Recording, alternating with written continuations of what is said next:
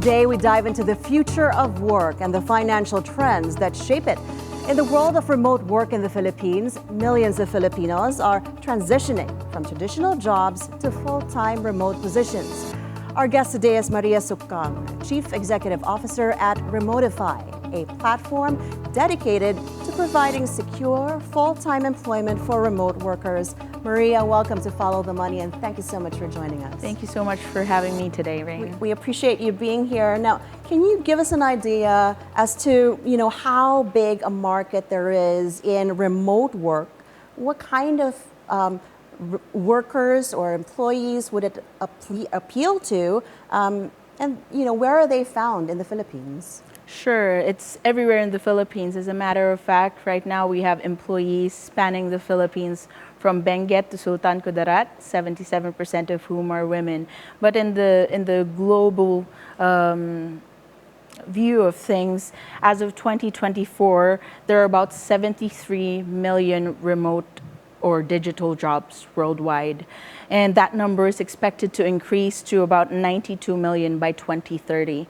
And what drove that increase is the demand for digital skills. Skills like IT, marketing, finance, cybersecurity, all are conducive to remote work.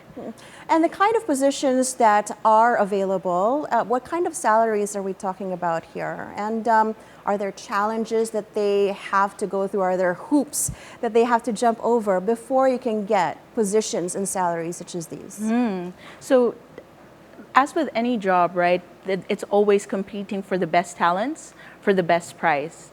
The good thing of the Philippines is that we're always cost competitive while not sacrificing the quality of the character of the people and the ability of the people.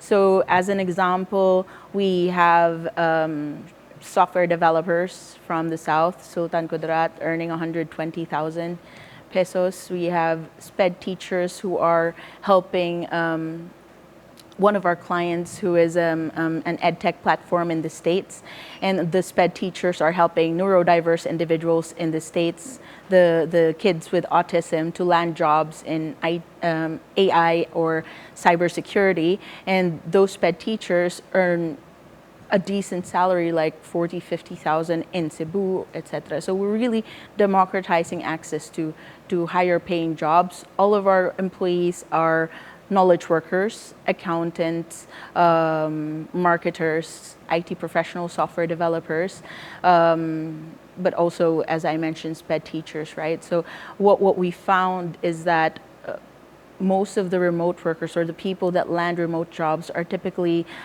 also highly educated people or work that can be done asynchronously.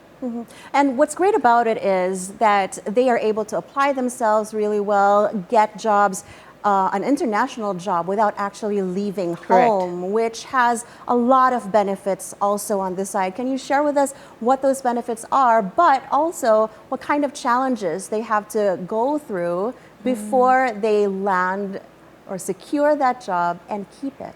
Yeah, so I think the most important thing, challenge for themselves, is to really keep on learning and relearning, upskilling themselves, lifelong learning, especially today with a lot of new technologies, AI. If you don't adapt, you're not going to be able to keep up with the demand of the job, because also all companies, including our clients are usually venture-backed startups internationally and mid-market companies, and they are evolving, so they need their people to evolve, right? And for those higher levels, they would need people who start with the existing skills, right? That they can already plug and play, and that there's not a lot of hand-holding. Of course, there's going to be training, etc., but those are jobs that really need expertise. So I think from a challenge perspective, it's for everybody now. It's the challenge to keep on learning, to be a self-directed learner. And it's really beautiful indeed what you mentioned. Now we have about 3 ex-OFWs that had come home that are now with their families, earning a decent living in the Philippines, being with their families, not having to go to the city centers, right? Because typically higher paying jobs are in the Metro Manila, Cebu, or Davao, so all in the metros. But now you can see that, the best candidates can come from anywhere. And in your experience, I know that Remotify is still kind of young. It's 3 years old, coming from the pandemic. It's what you started. But in your experience, you've tackled a lot of clients, international clients already, and got a lot of Filipinos hired. What has been the trend when it comes to the clients? Do you notice whether they are sustainable, these jobs, these clients? You mentioned startups on that front. And then these remote workers, are they able to stay at the jobs that they applied for? Or is it easy for them to actually flip jobs if they wanted to? So it is sustainable, and what we find is that most of our clients 50% are from the US, and all of them are really looking to have full-time remote employees for a longer term, which means, because if they would need a freelancer, they could go to Fiverr or Upwork, right? So all of our clients, before we onboard them, we also run a due diligence on the client so that it's a much longer lifetime value. We've designed all of our services and all of our experiences that we deliver to create a much longer lifetime value for both the clients and for the employees, which means we really pay massive attention on how we onboard the employees. They understand what it means to represent Filipino talents, but also at the same time make sure that they are the right hires. But for our clients are typically, really blooming businesses that are wanting the compliances, wanting to engage their people, wanting to pay them the salaries and benefits that they deserve. So in that sense, it makes remote work, it transforms remote work to be a much more sustainable option. Because what we find, and one of the reasons why we founded Remotify, is that a lot of Filipinos working remotely from home and working directly for foreign clients are usually unregistered employees without employers on record, right? And what that means in the context of the Philippines is that they don't have access to their social security, they don't have health insurance, and that also means sometimes they don't even pay their taxes more often, right? It means they can't buy a home, they can't get a car, they can't even be approved of a loan or even travel outside of the country where there are visa requirements. And that's where you come in. Yes. Cut to the other side of the problem, right? So that's for the employees that we solve, but cut to the other side of the problem where international businesses really grapple with outsourcing issues when hiring directly. So imagine if you would have like 20 freelancers. You're gonna have to pay them one by one, and they are really not also tax compliant. So if you go through Remotify, a service provider like Remotify, we make sure that you have a partner in the Philippines that would know the local labor laws, that will employ your employees and make sure that you don't have to worry about attrition, rehiring, and payroll headaches each month. You get billed once a month, your employees get paid twice a month. From hiring to offboarding your people, you will have the help that you would need, right? And so it's really enabling freedom for employees and enabling freedom for business owners to just focus on what it is that they do best and to grow their business. Right, and your service is end to end, so that's a lot of work. Can you take us through, the kind of a revenue model that you have, how many people it takes to actually take care or get things done, in the back end when it comes to human resources? Sure. So our revenue model is a mixed model. So we have 3 tiers. We charge for a mixed fee, each one designed to help our customers realize different levels of value and benefits. And it's a recurring revenue cost plus model. So on the basics, every client has this. We charge $99 plus 15% of the salary for the employer of record fee. But what that also means is that all of their employees are already covered with health insurance. anywhere they are in the Philippines, plus all of the tax compliance, the employment compliances, HR support, community building, all of that already included. But to de-risk our model and to also make sure that billing is simplified for our clients, we charge 1 full month of salary in advance, and then we amortize the charges of the 13th-month pay and the like severance fund or the salary deposits, so that we avoid lump sum bills for our clients, and it's pretty evened out. How we run the operations is surprisingly, we're able to really automate a lot of the processes. Right. So we take care from onboarding the people to making sure that they have access to the end-to-end payroll system, making sure that we run the payroll, they get paid right and on time all the time.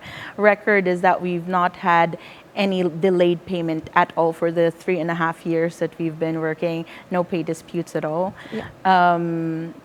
Community building, and then compliant offboarding. So we do all of that, but we run the business with only 5 full-time employees with a lot of automations. Right. So no legal issues so far. No, none. So we are. Yeah. So the good thing is that even though, because of the way we designed our services, right? Even though we've not met any of our employees, even the employees that we assigned to the accounts or the clients that we have,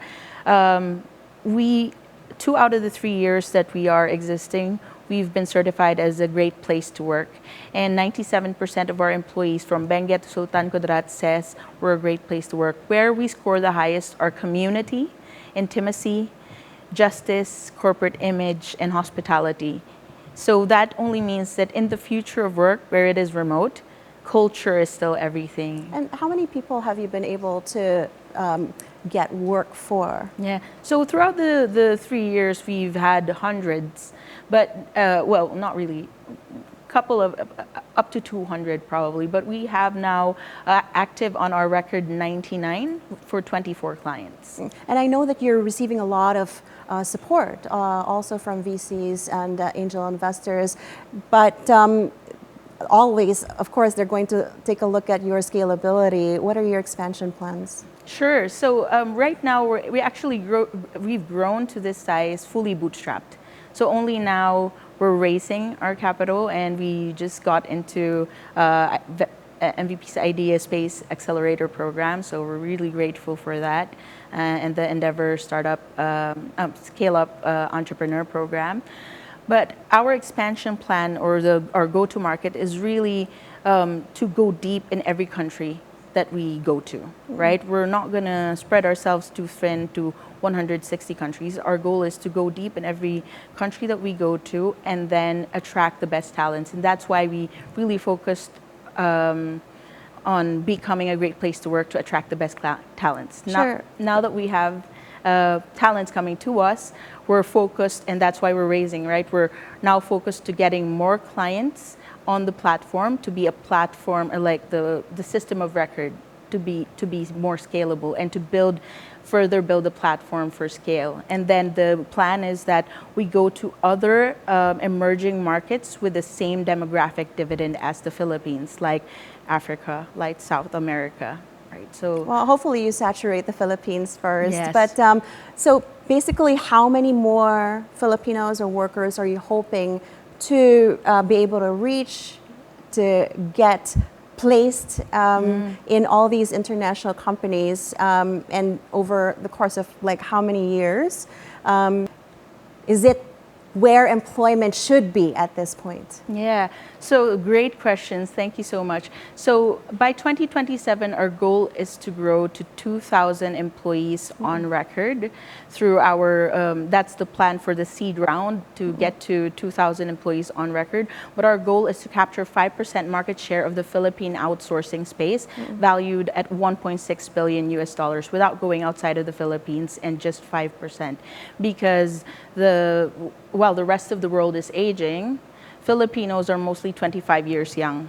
Yeah. And with 85 million jobs unfilled in the West and 3 billion joining from emerging markets in the next 10 years, the Philippines will actually surpass the average participation rate in the global workforce by 2030. So it's a lot of countries, it's really a first world problem now that all of their people are aging, right?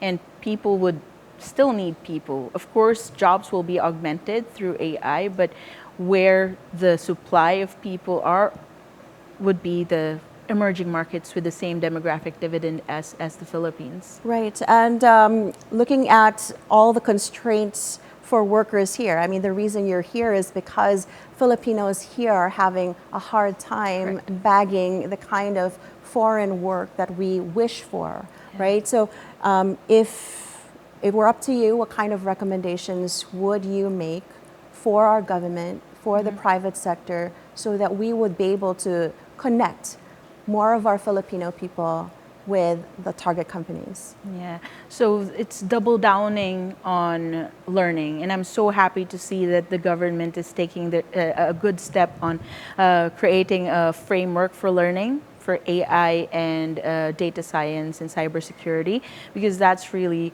very essential for us to maintain that we have a large market share in the outsourcing space. Right, because other countries are already joining the bandwagon, but we have a 30-year advantage. We've started 30 years ago, and because our English is one of our primary language, right? 70% of subjects taught in school are in English. It's a little known fact that, you know, road signs are in English, laws are in English, TV shows are in English. So it's very easy to adapt to the Western world. Our culture is also very Western. So I think it's a matter of really focusing on the plan, but also executing on the plan to be able to get our people upskilled and up-leveled for the jobs that are needed in the future. I mean, lots of opportunity, lots of promise, lots of potential also for our Filipino people, but still quite a long laundry list of things to do before we can definitely, you know, be able to spread remote work all across the Philippines and the rest of the world. Maria Suggang, thank you so much for coming on board with us today, sharing your insights on Remotify and remote work in the Philippines. Thank you so much for having me. Thank you.